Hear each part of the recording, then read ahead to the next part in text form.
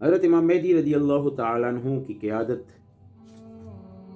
ان کا زمانہ اور ان کی سخاوت،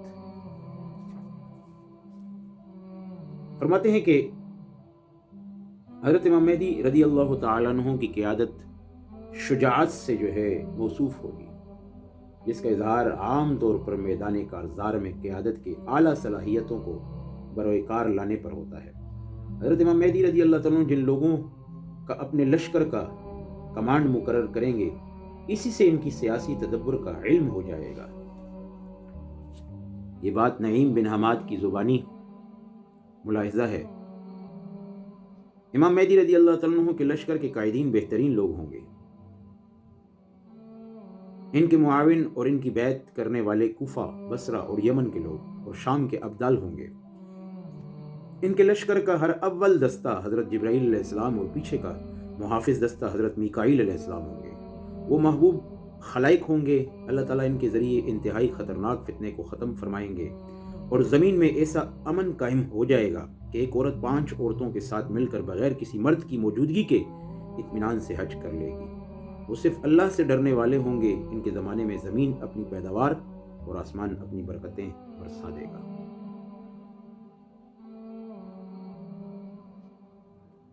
اور امام مہدی رضی اللہ تعالیٰ عنہ کا زمانہ، جو کہ حضرت ابو سعید خدری رضی اللہ تعالیٰ عنہ کی ایک حدیث مروی ہے، فرماتے ہیں کہ رسول اللہ صلی اللہ علیہ وسلم نے فرمایا، امام مہدی سے آسمان میں رہنے والے بھی راضی ہوں گے۔ یرضی عنہ ساکن السما و ساکن الارض، اور زمین کے باشندے بھی خوش ہوں گے۔ آسمان اپنے تمام قطرے بہا دے گا، زمین اپنی تمام پیداوار اگل دے گی، یہاں تک کہ خوشحالی دیکھ کر زندہ لوگ مردوں کی تمنا کرنے لگیں گے۔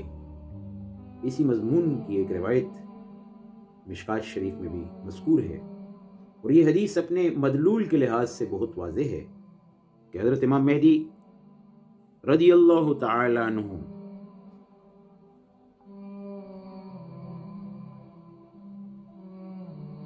ان کا زمانہ ایسی خوشحالی اور عام فراوانی کا ہوگا کہ ملائکہ بھی ان سے خوش ہوں گے، اور زمین والے بھی بارشیں کثرت سے ہوں گی۔ زمین اپنی پوری پیداوار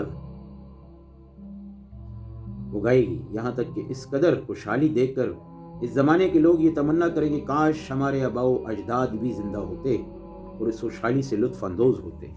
ایسی خوشحالی ہوگی۔